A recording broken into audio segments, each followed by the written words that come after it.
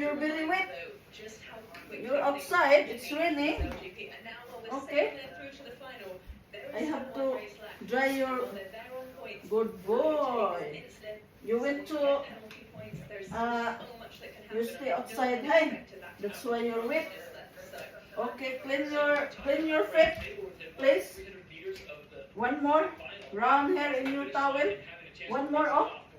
Clean your feet. Good boy. In the towel, oh, here, one more.